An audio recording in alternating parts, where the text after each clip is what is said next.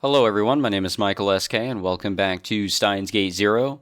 In the last episode, which I accidentally made 50 minutes long, big oops right there, I almost fell asleep actually because we interviewed Maho, sort of in place of Moika since it's Moika, and yeah, it was interesting for sure. There were some interesting bits, but after a long day of college lectures and whatnot, I wasn't really expecting to get lectured even more, especially since it seemed very similar to the things that I've been learning in general. Of course, with major differences, since this is literally something different, the point still stands.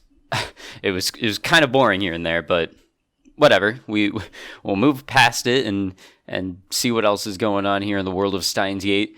I wanted to talk a little more, but both Maho and Moika seemed to have work to do, so I decided to leave. 全ては物理現象か。 There was a phenomena that Maho was talking about also, that was probably like the most interesting bit there. It's about pretty much how computers can't solve everything, or AI can't solve everything, because you have to state every bit of possibility towards a command, which is impossible to do in a lot of cases. Maho thought exactly the way most AI researchers did, that there were no black boxes in the human brain. But I knew the truth. There were things inside the brain that science couldn't explain. リーディングしたいなって何なんだろうな。 Was it ever going to be scientifically explained?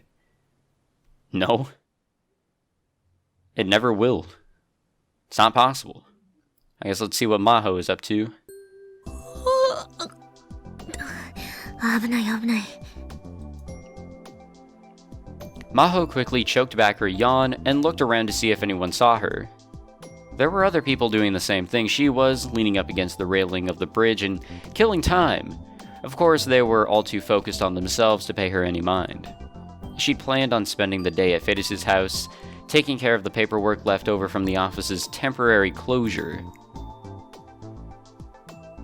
But this morning she'd gotten a call from Dr. Leskinen that had sent her hurrying to Tokyo Denki University. Tokyo Denki had, it seemed, offered them a temporary room at the school while their office was closed. Dr. Leskinen had called Dr. Izaki? Yeah, at Tokyo Denki, who had given it to them without a second thought. So now she had decided to pay the new office a visit and discuss what they planned to do for the future. The Kanda campus for Tokyo Denki University wasn't that far away from Akihabara, it seemed. しかしまあいい天気ね。 The sky that poked out between the buildings had the clear color that was unique to winter. And all I'm seeing right now, we're finally getting our clouds and shit that really define winter. Sure, you can't see the sky, but you can see darkness. She'd spent the whole of yesterday cooped up inside her room, so the cold air felt good. She crossed her arms and reached upwards. Wait a minute, it's not even winter right now. It's still fall. Sure, we're approaching December, if this isn't uploaded already in December, but goddamn. しかし遅いわね。 The reason she was standing here was that she was waiting for Moika. That didn't seem right, but maybe that was just me. あ、来た。 What a phone. Oh, we've seen this before. Why didn't I point this out before? This shit looks weird. Sorry, almost there. No hurry, take your time. わざわ Jesus. ざいいのに。 Now, why is Moika sticking around? What the hell? Dadu application? What the hell does that mean? This shit's too weird.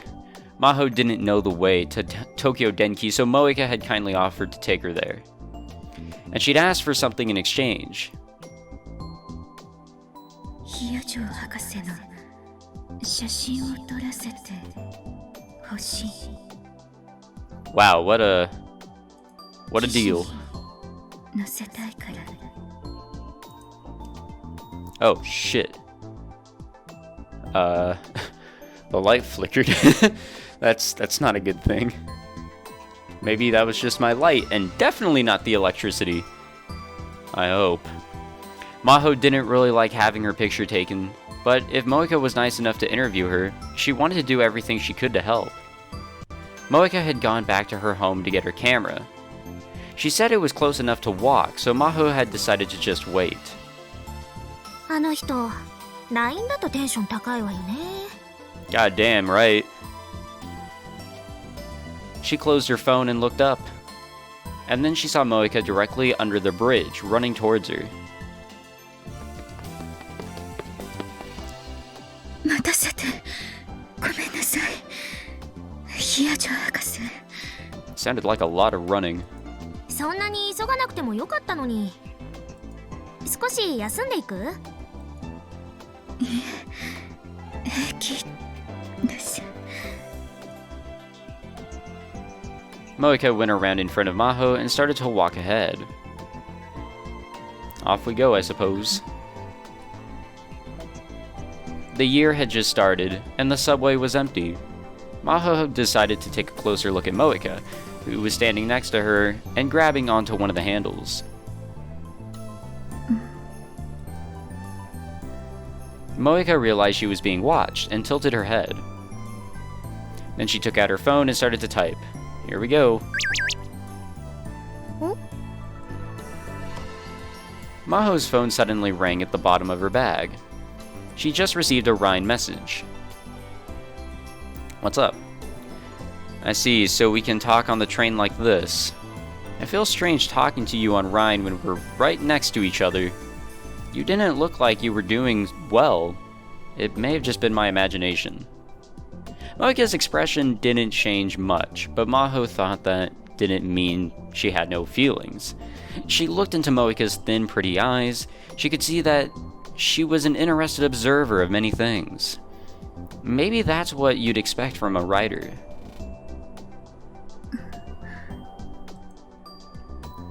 Sorry to worry you? What the fuck kind of face is that? It's nothing. Don't worry about it. I'll make sure you get to Denki U, Dr. Hyojo. It's weird being called Dr. Hyojo. It's weird? Yep. You don't have to call me doctor both in the real world and on Rhine. Must be a little more informal. But then what do I call you? Just call me by my name. And that's what you do for Okabe, right? That's because he's a student and younger than me. You can treat me the same way. We'll be roommates for a while, and we're both about the same age. So how about we call each other Moeka and Maho? You would never tell by looking at them, but Maho and Moeka were only a year apart. Yeah, you definitely would not see that. And Maho was 21 and Moeka 20, which meant that she was the older of the two. Goddamn. Maho couldn't help but wonder what kind of deal you had to make with God to get that height and those voluptuous breasts. Ah, yes. No way. I've never called anyone by their first name? I'd be too nervous? Then how about Kiryu and Hyojo? Please be one of the few friends I've got in Japan. Got it, will do. Okay. Then try saying it now. Moeka suddenly jerked upright and opened her eyes wide.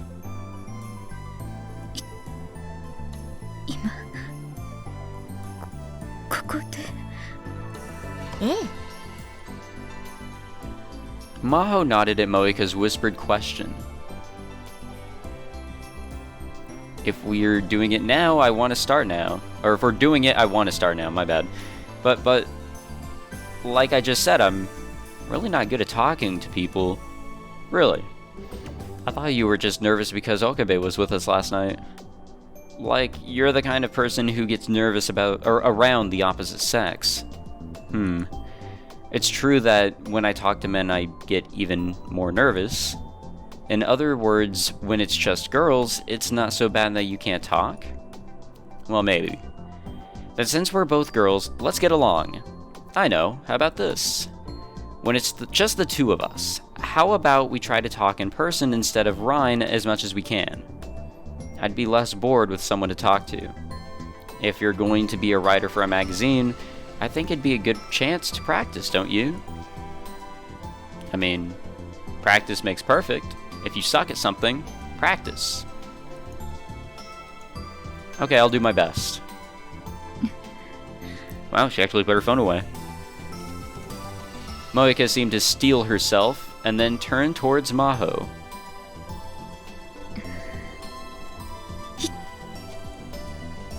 Hiyajoさん、よろしくお願いします。ええ、よろしくね、桐生さん。The train arrived at their station. What an awkward, bit between those two. I would not have expected the two of them to be paired up like that. But that's just me. Oh man, it's actually raining pretty good. And it's raining in the game too, perfect. The area around Tokyo Denki was quiet. Moeka told her that the surrounding areas were offices and government buildings, which meant at this time of the year, there was almost no one around. She felt bad, but decided to have Moeka wait outside. The school was still on break, so she could have waited in one of the rooms on campus, but Moeka had refused. じゃあ、終わったら連絡するわ。She split up with Moeka. Maho got very lost on her way to Izuki's lab. The school was completely empty because of the break, so she couldn't ask anyone. In the end, she had to call Dr. Leskinen and get detailed instructions. A letter was taped to the door marked Dr. Izuki's lab. The letter had a photo of a smiling Dr. Leskinen, along with some low-resolution text that looked like it was directly printed from a PC screen. 世界脳科学総合研究機構日本オフィス準備室 What a long name for a room. の設立者アレクシス・レスキネンからのお願いをお読みください。これをご覧の皆様全員から1ドルずついただければすぐにでもおでん缶が食べられます。相変わらずこういうのが好きね、教授は。No matter how formal the setting, when the professor wanted to tell a joke, he'd do it. He really was just like a child. He definitely doesn't look like one.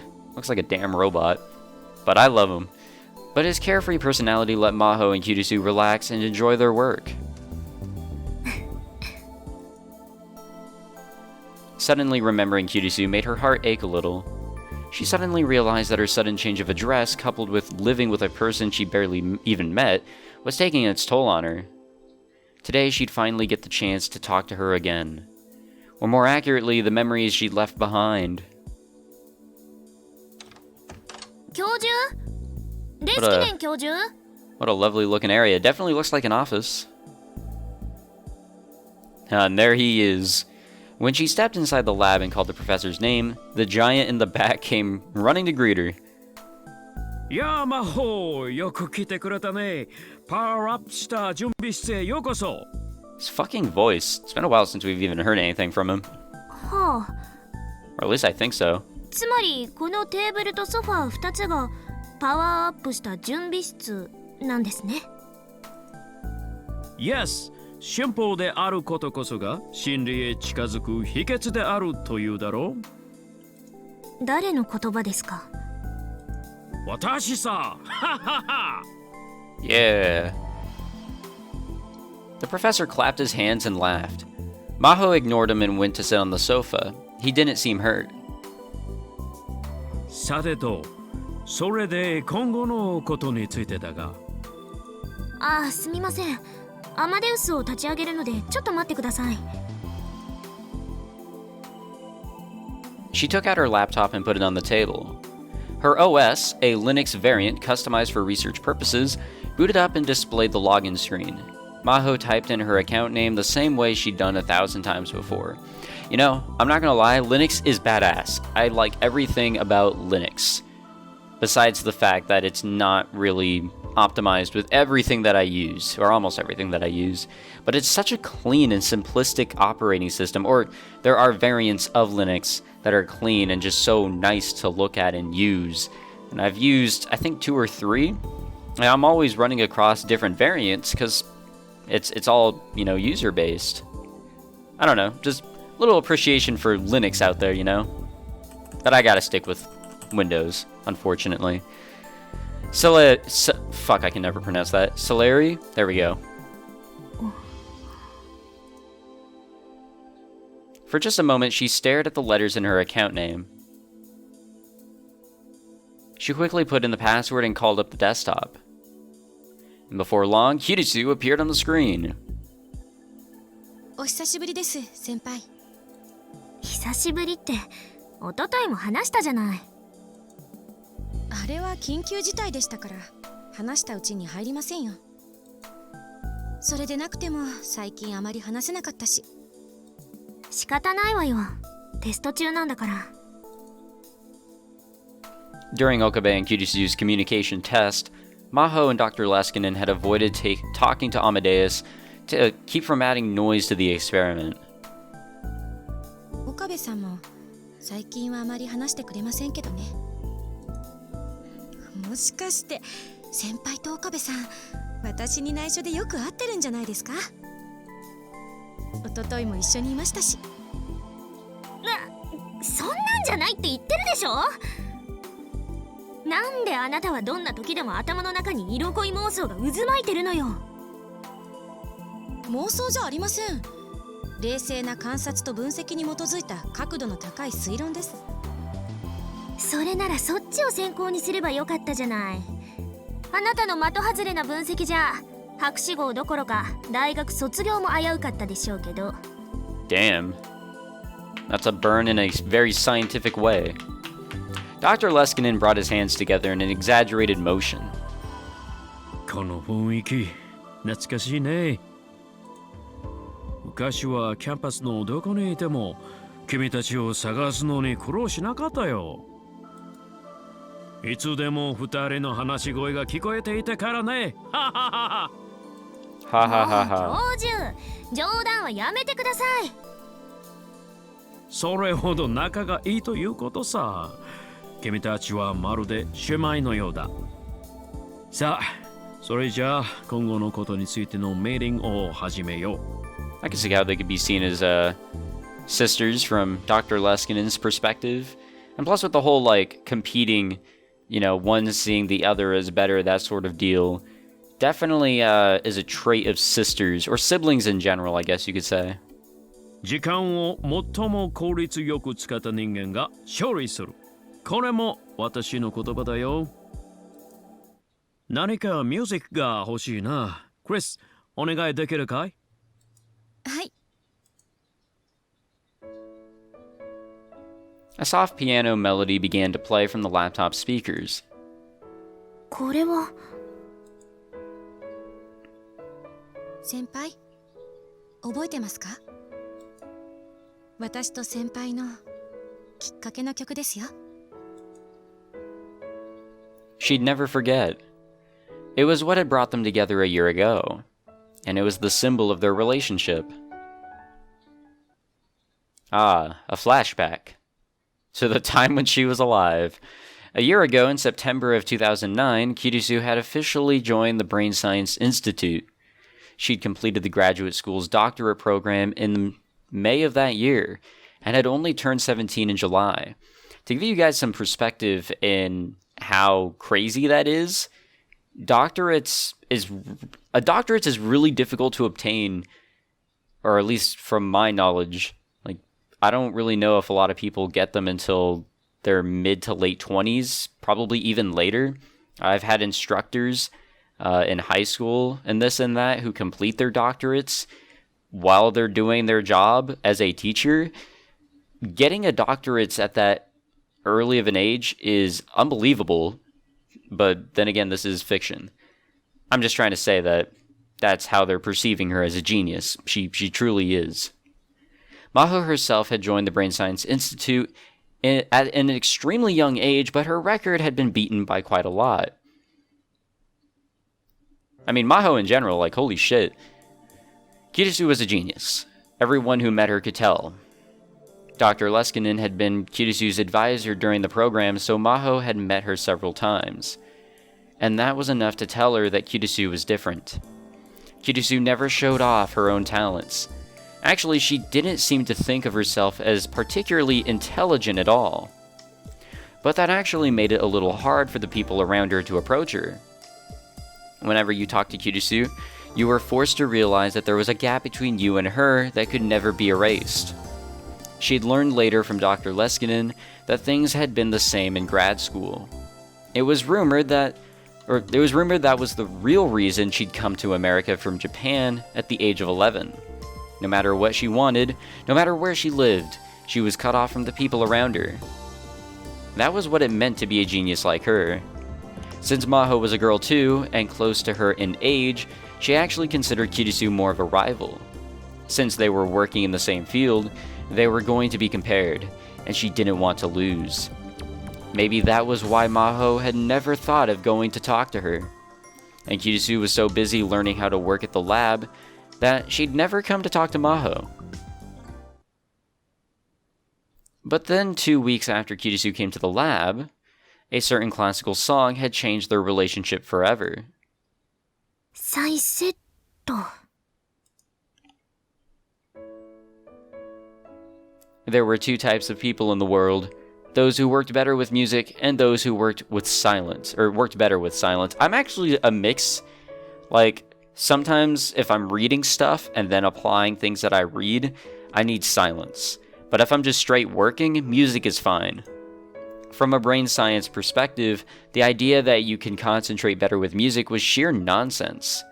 Whether you were aware of it or not, the sound was vibrating your eardrums and your brain was continually analyzing it. But if there was ever a public debate on the subject, Maho would want to take the first position. Theory and feelings were different. You can concentrate best with music in the background, and you could be more creative. But there was one condition. 流していて集中できる音楽はモーツァルトが作曲したものに限る。 Maho whispered to herself as she turned toward the computer. She'd been running a patch on some equations for 2 full days, and had finally completed. Today she was going to spend the whole day analyzing the output. It was Saturday, so she was the only person in the lab. This was the one day she had this whole huge space to herself. So she decided to play Mozart's 11th Sonata from the speakers and not her headphones. She didn't intend to pay any attention to the music. This was more like a ritual she needed in order to concentrate. It was a warm-up exercise before she could dive into a sea of numbers and equations. Once she dove in, she wouldn't need it anymore, so she simply stopped hearing it. She stopped seeing everything around her too. All she saw was the numbers and equations. All that was in her head were numbers and equations. All that was left was a thinking machine named Maho Hyojo. Her mind left behind the bonds of her physical body, and the speed of her thoughts accelerated towards the infinite. It was time for another fun journey. おはようございます。 Wow. Someone suddenly whispered in her ear, and Maho jumped out of her chair, lost her balance, and fell. She looked up and saw Kurisu staring down at her, beginning to panic. すみません。そんなに驚かれるとは思わなくて。クリス、驚かせないでよ。何度か呼んだんですけど、聞こえなかったみたいで。ああ。 Maho stood up and sat back in her chair. ごめんなさい。集中してて聞こえなかったわ。はい、そうだと思ってました。 Then you should have just left me alone. Maybe Kurisu could tell she was thinking that, because she quickly added, 申し訳ないとは思ったんですが、せっかく休日に先輩とお会いしたわけだし、挨拶しておきたいなって。それに、まだ作業を始めたばかりのようでしたから、お邪魔にはならないかなって。今来たの？はい、私だけかと思ったから驚きました。Then Maho realized something was strange. あなた、今来たって言ったわよね。だったら、なぜ私が作業を始めたばかりだと分かったの？それは。Kurisu pointed to the speakers. まだ第一楽章の頭でしたから。ケッヘル331、モーツァルトピアノソナタ第11番イチョウチョ、第一楽章。Okay. あなた、モーツァルト好きなの？かじった程度です。Yeah, just a little apparently. モーツァルト全般というよりはこの曲が好きなんです。世間的にはトルコ行進曲の方が有名ですけど、私はこの第一楽章の静かな調べの方が心地いいですね。私も同意見よ。よかった。私も気合を入れて集中するときは BGM にモーツァルトを流してます。科学者としての発言ではないですけどね。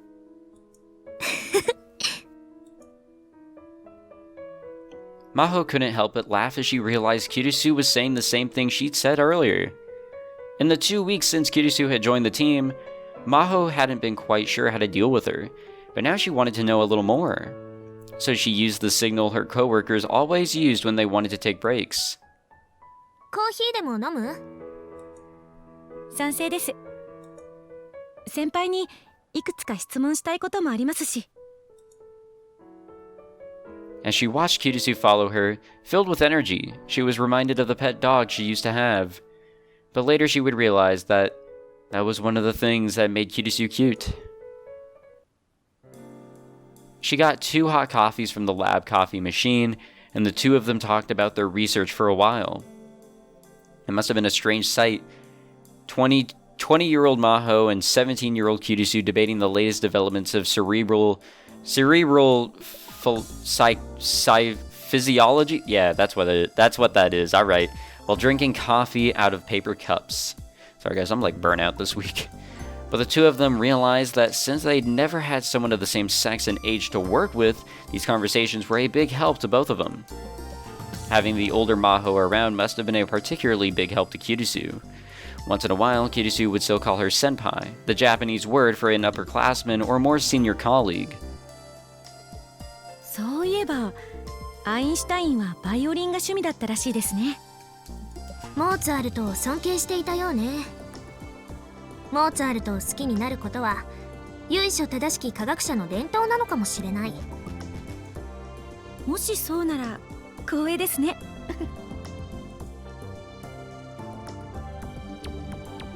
After a short debate about their work, the two of them talked about Mozart until they finished their coffee. After she'd had a real conversation with Kurisu, Maho realized that she was totally different than her first impression. Every time she spoke, she'd smile or pout. It was adorable to watch. But the only thing she had in common with most people her age was her appearance. She was a genius. 先輩はアインシュタインがあなたにとって死とは何かという質問にどう答えたか知ってます？いいえ、なんて言ったの？死とはモーツァルトを聞けなくなることだ。God damn it. 日本ではそれなりに有名な言葉なんですよ。Death means not getting to listen to Mozart anymore. It was a more romantic phrase than she'd expect from the Einstein she thought she knew. へえ、知らなかった。アインシュタインがそんなことを言ったのね。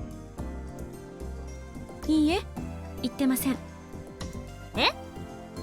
まあ、厳密には言っていないことは証明できませんけど、少なくとも記録は残っていないと思います。どういうこと？ Kurisu smiled and put her finger up to her lips. 昔、日本で発売された本に別の本からの引用としてこの言葉が載っていたんです。けれど、その本には引用元の署名が書かれてなかったし、今に至るまで引用元の本は見つかっていません。著者がでっち上げたってこと？呆れた話ね。証明はできませんから断定もできませんけどね。でもこの言葉、私はとてもアインシュタインらしいロジカルなものだなって思うんです。ロジカル？ええ、だって死んだらモーツァルトは聞けなくなりますよね。そんなの当たり前じゃない。はい、当たり前なんです。モーツァルトに限らず死んだら何も聞くことはできなくなる。命題は死ですね。ロジカルでしょ。あなた面白いわね。知性と幼さが一つの脳の中に同居してる。幼くなんかないですよ。ごめんなさい。遅くなったけど改めてよろしくね、クリス。Maho offered her hand, and Kurisu shook it with a smile. Kurisu's hand was warm. よろしくお願いします、先輩。That was a good flashback right there. Mozart had brought the two of them together. Kurisu was a child beloved by God. Everyone was amazed and astonished by her unmatched creativity. Everyone including, of course, Maho. Something... I felt like she had to remember something important. おはようございます。 Oh.